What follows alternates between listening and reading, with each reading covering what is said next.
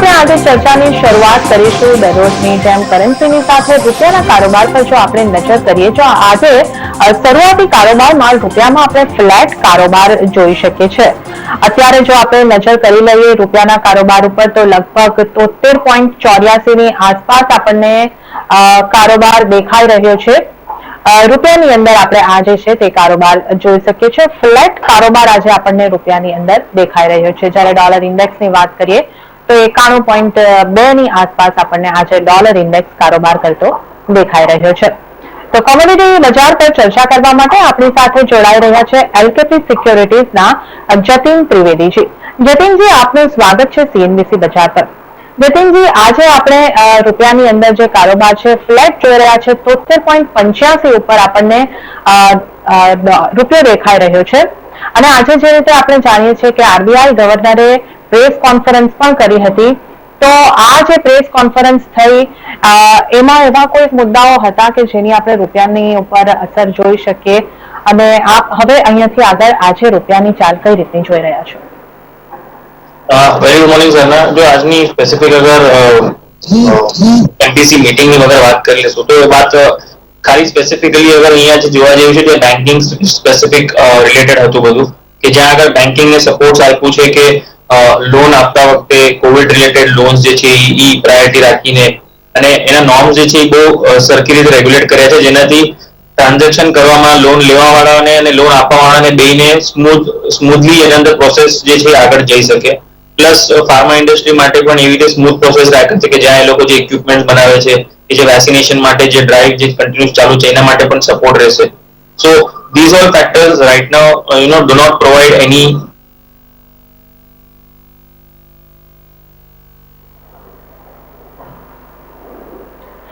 તમામ મુદ્દાઓ હતા જેની અહીંયા આગળ આરબીઆઈ ગવર્નરે ચર્ચા કરી હતી, પરંતુ અહીંયા આગળ એવા કોઈ મુદ્દાઓ નીકળીને નથી આવ્યા કે જેની આપણે સીધી અસર રૂપિયાની ઉપર જોઈ શકીએ છીએ। તો હવે આપણે જોઈ શકીએ છીએ કે રૂપિયાની અંદર આજે આપણને જે છે તે ફ્લેટ કારોબાર દેખાઈ રહ્યો છે। 73.85 પર આપણે અત્યારે રૂપિયાને કારોબાર કરતો જોઈ શકીએ છીએ। જી જતીનજી, આપ જણાવી રહ્યા હતા કે આ બેઠકની અંદર એવા કોઈ ખાસ મુદ્દાઓ નહોતા, બધા મુદ્દાઓ જે હતા તે બેન્કિંગ રિલેટેડ હતા, તો આપ આગળ જણાવશો? Yes sir. So as I was saying કે જે મુદ્દાઓ બધા છે જે ટ્રાન્ઝેક્શન રિલેટેડ અને જે નોર્મ્સ જે હોય, પેપરવર્ક હોય કે ટાઈમ પીરિયડ હોય, એ બધી વસ્તુને લઈને જે છે વધારે સ્પેસિફિકેશન હતું કે જ્યાં આગળ બધાને ફેસિલિટીઝ મળે ટ્રાન્ઝેક્ટ કરવા માટે અને બધા લોકો ઘર બેસીને આ બધી વસ્તુઓનો લાભ ઉઠાવી શકે છે। સો ડોક્યુમેન્ટેશન વાઇઝ હતું, કેવાયસી વાઇઝ હતું, તો અહીંયા આગળ એવું કોઈ સ્પેસિફિક ઇન્ડિકેશન નહીં હતા કે જ્યાં આગળ ગવર્મેન્ટ સ્પેન્ડિંગ જે છે એ બહુ વધારે વધી જશે। જો ગવર્મેન્ટ સ્પેન્ડિંગ બહુ વધારે વધી જાય છે, અગર કોઈ એવું અનુમાન આવે છે કે ગવર્મેન્ટના બેંક્સના અંદર કે એ લોકોના ખાતા બુકમાં બહુ વધારે મોટો પ્રોબ્લેમ થઈ જાય છે, જેનાથી ડેફિસિટમાં વધારે પ્રોબ્લેમ આવે છે, તો રૂપી પર જે છે એ બહુ નેગેટિવ અસર થઈ જાય। તો અહીંયા આગળ આપણે ખાસ ધ્યાન રાખવાનું હતું કે આરબીઆઈ દ્વારા એવા કોઈ મુદ્દાઓની વાત કરવામાં નથી આવી કે જ્યાં આગળ ગવર્મેન્ટનું સ્પેન્ડિંગ જે છે તે ઘણું મોટું અહીંયા આગળ વધી ગયું હોય। જો ગવર્મેન્ટનું સ્પેન્ડિંગ વધી જાય છે તો આપણે રૂપિયાની અંદર તેની અસર જોઈ શકીએ છીએ, રૂપિયાને થોડો નબળો પડતા જોઈ શકીએ છીએ, પરંતુ અહીંયા આગળ આપણે જોયું કે આજે આવી કોઈક વાતનો ઉલ્લેખ થયો નથી। એક ફંડ લગભગ મારો આંકડો સાચો હોય તો 50,000 કરોડના આપવામાં આવ્યો છે કોવિડ રિલીફ માટે, પણ એટલો મોટો ફંડ નથી કે જે અહીંયા આગળ આપણને રૂપિયાની અંદર એની અસર થતી દેખાઈ શકે। બાકીના બધા તમામ મુદ્દાઓ જે હતા તે આપણે એવા હતા કે જે એમએસએમઈને રાહત આપવામાં આવી હતી અને બીજી અન્ય રાહતો બેન્કિંગ સ્ટ્રક્ચરને લઈને હતી।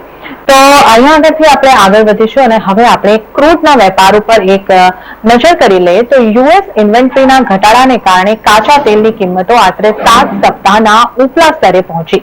બ્રેન્ટના ભાવ વધીને $69 ઉપર પહોંચી ગયા। તો ઘણા દેશોની અંદર લોકડાઉન ખુલવાને કારણે માંગ વધવાની આશાએ અહીં કિંમતોને સપોર્ટ મળી રહ્યો છે। તો બ્રોકરેજ હાઉસ સિટી મુજબ વૈશ્વિક ઓઇલ માંગ 101.5 એમપીબીડીના રેકોર્ડ સ્તરે પહોંચતી જોવા મળી શકે છે। જતીનજી, આ જે ક્રૂડની અંદર મોટો ઉછાળો આવ્યો એ ઇન્વેન્ટરીઝને કારણે કે માંગને કારણે એ બે લાગી રહ્યા છે, પરંતુ આપની પાસેથી જાણવા માંગીશ કે આપ કયું કારણ મુખ્ય ગણો છો કે જેને કારણે અહીંયા આગળ ક્રૂડની અંદર આ મોટો ઉછાળો આવ્યો છે અને આ તેજી કેટલી સસ્ટેન થતી આપને લાગી રહી છે?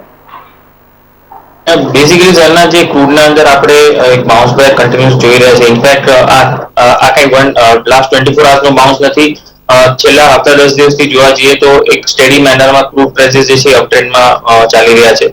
અને મેઇનલી જે રીઝન્સ જે છે આના પાછળ એ છે કે યુરોઝોન અને એ બધી જગ્યા પરથી ઇકોનોમી થોડું ઓપન અપ થઈ રહી છે. ત્યાં આગળ હવે જે પોઈન્ટ ઓફ પેનિક હતું એના વજહથી એ લોકો જ્યાં પેનિક સિચ્યુએશન જે જેવી રીતે ઇન્ડિયા છે, અમુક દેશો છે જ્યાં આગળથી ટ્રાવેલિંગ જે છે એ લોકો રોક લગાડી છે, બટ એ લોકો વેલકમ કરવાના છે ટુરિસ્ટ વગેરે આગળ જતા. અને પ્લસ ઓપેક પ્લસ ની પણ સ્ટેટમેન્ટ હતા કે જ્યાં આગળ એ લોકો જોઈ રહ્યા છે કે સેકન્ડ ક્વાર્ટર ઓનવર્ડ્સ ડિમાન્ડ જે છે એને લઈને કોઈ ઇશ્યુઝ નહીં રહે. સપ્લાયના લીધે અગર એ લોકો બહુ વધારે એક્સેસ કરી લે છે તો યસ પ્રેશર આવશે, બટ હજી સુધી એવું કોઈ ઇન્ડિકેશન નથી હતું કે બહુ એક્સેસ સપ્લાય કરશે એ લોકો. અને મેઇનલી આપણે જોઈ રહ્યા છે કે જે રેલી જે છે યુએસમાં સ્ટોક પાઇલ જે છે એમાં પણ કંઈ વધારે ઓલું નથી વધ્યું. તો આના કારણથી મને લાગે છે કે ક્રૂડની રેલી જે છે એ કન્ટિન્યુઅસલી થોડુંક અપટ્રેન્ડ જે છે એ કન્ટિન્યુ કરી શકે છે. એના કારણથી જ ક્રૂડના અંદર પણ એક બાયનું રેકમેન્ડેશન રહેશે અમારું, જ્યાં લેવલ્સ જે ઇમ્પોર્ટન્ટ જે છે અરાઉન્ડ અબાઉટ 4865 4875 ના આજુબાજુ લેવલ્સ સપોર્ટિવ પ્લે કરતા દેખાઈ રહ્યા છે મને. સ્ટોપ લોસ જે રહેશે અરાઉન્ડ અબાઉટ 4790 નો રહેશે અને ટાર્ગેટ જે રાખીને ચાલવાનું છે 5100 નો ટાર્ગેટ રાખીને ચાલવાનું છે ક્રૂડના અંદર. ઓકે, તો ક્રૂડ માટે અહીંયા આગળ આપણને બાય કરવાની સલાહ મળી રહી છે. 4865 પર સ્ટોપ લોસ જે છે તે 4790 નો રાખીને ચાલવાનું રહેશે અને ટાર્ગેટ 5100 ના તમારે રાખવાના રહેશે. ઉલ્લેખનીય છે કે ક્રૂડે આ વર્ષની અંદર અત્યાર સુધીમાં લગભગ 35% જેટલું રિટર્ન આપી દીધું છે અને આગળ પણ આ પોઝિટિવિટી જળવાઈ રહે એવું અહીંયાથી અનુમાન બની રહ્યા છે. તો આ સાથે આપણે ક્રૂડની તો વાત કરી લીધી છે. હવે આપણે નેચરલ ગેસના વેપાર ઉપર જો એકવાર નજર કરી લઈએ તો નેચરલ ગેસની કિંમતોમાં પણ ઉછાળો આવતા કિંમતો ફેબ્રુઆરીના ઉપલા સ્તરે આપણને પહોંચતી દેખાય છે. એમસીએક્સ ઉપર આજે લગભગ 1% તેજી સાથે આપણે નેચરલ ગેસની અંદર કારોબાર જોઈ શકીએ છીએ. અત્યારે આપણે જોઈએ છે તો 219.7 ના લેવલ પર નેચરલ ગેસની અંદર કારોબાર થતો આપણે જોઈ શકીએ છીએ. જતીનજી, આપ નેચરલ ગેસને કઈ રીતે જોઈ રહ્યા છો? નેચરલ ગેસની અંદર આ જે તેજી છે તે આગળ સસ્ટેન થશે? યસ સર, જે હિસાબથી નેચરલ ગેસના પ્રાઇસીસ રિફ્લેક્ટ કરી રહ્યા છે ચાર્ટ્સ પર, there is definitely good amount of trend being witnessed. સારું અમથું ટ્રેન્ડ એના અંદર ચાલુ છે. નાનો ઘટાડો આવી જાય છે તો પણ ત્યાં આગળ બાઇંગ જે છે ઇમર્જ થઈ જાય છે. સો બાય ઓન ડિપ્સની સ્ટ્રેટેજી બનાવીને રાખવી જ જોઈએ કન્ટિન્યુઅસલી નેચરલ ગેસના પ્રાઇસીસના અંદર. અનલેસ અન્ટિલ સ્ટોરેજના નંબર્સ કોઈ વધારે એકદમ વધીને નથી આવતા ત્યાં સુધી મને લાગે છે કે આ પ્રાઇસીસ જે છે સપોર્ટિવ લેતા રહેશે. Any fall is a very good opportunity as of now. So level wise અગર વાત કરીએ ટ્રેડિંગ માટે 218 ના લેવલ્સ મને કન્ટિન્યુઅસલી સારા લાગતા આવી રહ્યા છે. ઇનફેક્ટ લાસ્ટ કપલ ઓફ વીક્સથી આપણે એવરી વીક મને યાદ છે કે નેચરલ ગેસ જે છે એ બાઇંગમાં જ રેકમેન્ડ કરતા આવી રહ્યા છે અને એ સારો આમ તો વધારો પણ મળી રહ્યો છે એના અંદર. તો 218 ના લેવલ્સ જે છે એ બહુ સ્ટ્રોંગ મને લાગી રહ્યા છે પાછા સપોર્ટિવના હિસાબે. 214 નો એક સ્ટોપ લોસ રાખીને ચાલવાનો છે અને 224 થી લઈને 225 ના જે છે એ ટ્રેડિંગ હિસાબથી ટાર્ગેટ રાખીને ચાલી શકાય છે નેચરલ ગેસના. ઓકે, તો નેચરલ ગેસની અંદર આજે પણ બાયની સલાહ મળી રહી છે. 218 નું લેવલ મહત્વનું, અહીંયા આગળ તમે એને બાય કરી શકો છો. સ્ટોપ લોસ 214 અને ટાર્ગેટ જે છે તે 224 ના રાખીને તમારે ચાલવાનું રહેશે. નેચરલ ગેસ બાદ હવે આપણે મેટલ્સની ઉપર નજર કરી લઈએ તો માંગ સુધારવાની આશાએ એલએમઈ પર મોટા ભાગની મેટલ્સની અંદર તેજી જોવા મળી છે. ઓછી સપ્લાયની ચિંતાના કારણે નિકલની જે તેજી છે તે આપણને યથાવત રહેતી દેખાઈ રહી છે, જ્યારે ચીલી તરફથી સપ્લાયની ચિંતાને કારણે કોપર પર હજુ પણ આપણને અસર જોવા મળી રહી છે. વાસ્તવમાં યુએસ, યુરોપ અને ચાઇના તરફથી માંગ સુધારવાની આશાએ અને ઓછી ઇન્વેન્ટરીઝના કારણે મેટલની કિંમતોને આપણે સપોર્ટ મળતો જોઈ શકીએ છીએ. સ્થાનિક બજારની અંદર પણ આપણે મેટલ્સના વેપાર પર નજર કરી લઈએ તો તમામ મેટલ્સની અંદર આપણને તેજી દેખાઈ રહી છે. એલ્યુમિનિયમની વાત કરો તો 196 નો લેવલ, લગભગ 0.5% તેજી. કોપરની વાત કરો તો અહીંયા 0.5% કરતા વધારેની તેજી બની રહી છે અને ઝિંક અને લેડની વાત કરીએ તો ત્યાં પણ આપણને તેજી બનતી દેખાઈ રહી છે. હા જતીનજી, આ જે મેટલ્સની અંદર તેજી આવી રહી છે એને તમે કઈ રીતે જુઓ છો? કોપરની અંદર આપણે 11 વર્ષના હાઈએસ્ટ લેવલ બનતા પણ જોયા છે, તો કોપર ઉપર તેમજ અન્ય મેટલ્સ ઉપર જ્યાં આપનો ફોકસ હોય એના ઉપર આપનો મત લેવા માંગીશ. ઝરના, યસ, બેઝ મેટલ્સ ની રેલી કન્ટિન્યુઅસલી પોઝિટિવ ટ્રેન્ડમાં ટ્રેડ કરી રહી છે, મેઇનલી બીકોઝ સપ્લાય લઈને બહુ ઇશ્યુઝ છે કે જ્યાં આગળ ચીલે સાઇટ્સ પર ઘણા સપ્લાયના કન્સ્ટ્રેન્ટ્સ હતા, સ્ટ્રાઇક્સના વજહથી હતા, કોવિડના વજહથી પણ ઘણી જગ્યા પર સપ્લાયને લઈને થોડું ઇશ્યુઝ રહે છે. અને મેજરલી ફેક્ટર્સ જે છે એ ચાઇનાના નંબર્સ કન્ટિન્યુઅસલી સારા આવતા દેખાયા છે, જેના વજે ડિમાન્ડને લઈને હજી પણ એક્સપેક્ટેશન છે જે એ સારું જ રહી શકે છે. અને માર્કેટ જે છે ડેફિનેટલી કપલ ઓફ ક્વાર્ટર્સ જે છે, એકાદ ક્વાર્ટર જે છે આગળનું સિનારીઓ પકડીને ચાલતું હોય છે. તો અહીંયા આગળ અનુમાન એ જ રહેશે કે વેક્સિનેશન ડ્રાઈવ જે continuously all over the globe ચાલુ છે એના કારણથી સુનર ઓર લેટર કોવિડ જે છે સારો અમથો કંટ્રોલમાં આવી જાય, તો એના કારણથી જે છે ઇકોનોમી કન્ટિન્યુઅસલી ઓપન અપ થતી દેખાશે અને ડિમાન્ડ સાઇડ લઈને કોઈ ઇશ્યુઝ નહીં આવે આગળ ચાલતા. So this is why we are seeing some strong trend continually જોવા મળી રહ્યું છે બેઝ મેટલ્સ ના અંદર. લેવલ વાઇઝ અગર વાત કરીએ તો યસ, કોપર ના અંદર એક સ્ટ્રોંગ ટ્રેન્ડ કન્ટિન્યુડ છે. જ્યાં સુધી 740 ના લેવલ્સ ઇન્ટેક્ટ છે ત્યાં સુધી મારી એડવાઇસ રહેશે કે લોંગ પોઝિશન્સ હોલ્ડ કરી શકાય, બાય ઓન ડિપ્સ નું સ્ટ્રેટેજી બનાવીને રાખી શકાય. 740 is a very important zone for trading purpose. અન્ય બેઝ મેટલના અંદર એક જો પિક જે અમને સારો લાગે છે એ લેડના પ્રાઇસીસ છે. લેડના પ્રાઇસીસ અમે કન્ટિન્યુઅસલી જોઈ રહ્યા છે કે એક સારા પેટર્નમાં ચાલી રહ્યા છે અપસાઇડમાં, અને એક લેગાર મુવમેન્ટ જે છે પાછળથી એના અંદર મુવમેન્ટ હોય, કેચઅપ રેલી જે છે એ કન્ટિન્યુઅસલી જોવા મળી શકે છે. તો લેવલ વાઇઝ અગર વાત કરીએ લેડના અંદર પણ, તો જે લેવલ્સ અમને સારા લાગે છે એ છે અરાઉન્ડ અબાઉટ 174.50, એક નાનો ડિપ આવે છે ત્યારે એના અંદર બાય કરો, સ્ટોપ લોસ રાખો 172 નો, અને ટ્રેડિંગ ટાર્ગેટ રહેશે 178 નો લેડના અંદર. ઓકે, તો બેઝ મેટલ્સમાંથી આપણને જે સલાહ મળી રહી છે, લેડને બાય કરવાની 174.50 પર, સ્ટોપ લોસ 172 અને ટાર્ગેટ 178 નો રાખીને ચાલવાનું રહેશે. બેઝ મેટલની અંદર પોઝિટિવિટી જળવાયેલી રહેશે. કોપરને પણ તમે બાય ડિપ્સ કરવાની સલાહ મળી રહી છે. કોપર માટે 740 ના જે લેવલ છે એ ખાસ મહત્વના રહેશે. તો આ સાથે આપણે અહીંયા આગળ સમય થઈ રહ્યો છે કોમોડિટી લાઈવમાં એક નાનકડો વિરામ લેવાનો. અહીં લઈશું એક નાનકડો વિરામ અને ત્યારબાદ અન્ય કોમોડિટી અંગે આપણે ચર્ચા કરીશું.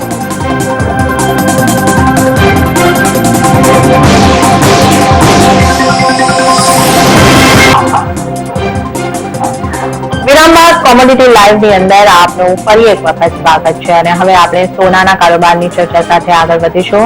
તો ગઈકાલના રાતના ભાવ આશરે 1% તૂટ્યા બાદ સોનાની કિંમતોમાં ફરી રિકવરી આવતી જોવા મળી. નબળા ડોલર અને નબળા ટ્રેઝરી યીલ્ડને કારણે સોનાને સપોર્ટ મળતા કોમેક્સની ઉપર સોનાના ભાવ 1781 ના સ્તરની આસપાસ પહોંચતા દેખાઈ રહ્યા છે. અત્યારે આપણે જોઈએ તો કોમેક્સ પર ભાવ 1778.71, એટલે થોડી એવી પોઝિટિવિટી આપણને દેખાઈ રહી છે, જ્યારે સ્થાનિક બજારની અંદર 46,913 ની કિંમત ઉપર આપણે સોનાની અંદર કારોબાર થતો જોઈ શકીએ છીએ. જતીનજી, સોનાના કારોબારને તમે કઈ રીતે જોઈ શકો છો અને હવે અહીંયા આગળથી આપ કયા લેવલ બનતા જોઈ રહ્યા છો સોનાની અંદર? ગોલ્ડના અંદર થોડું સિચ્યુએશન હવે ટ્રિકી પણ છે, અને એક વાતે જોવા જઈએ તો લોંગ ટર્મ થોડુંક શોર્ટ ટર્મ માટે અગર આપણે વાત કરીએ તો યસ, થોડું વીકનેસ જે છે એ કન્ટિન્યુઅસલી જોવા મળે છે. રાઇઝિસ આવી જેવી રાઇઝ આવે છે એના પછી એક ઇમિડિયેટ ફોલ પણ વિટનેસ થઈ જાય છે. મુખ્ય કારણ એ છે કે બોન્ડ યીલ્ડના અંદર અને ડોલર ઇન્ડેક્સના અંદર થોડી વોલેટિલિટી જ્યારે વધી જાય છે ત્યારે તરત જ એનો ઇમ્પેક્ટ જે છે ગોલ્ડ પ્રાઇસીસના અંદર આવી જાય છે.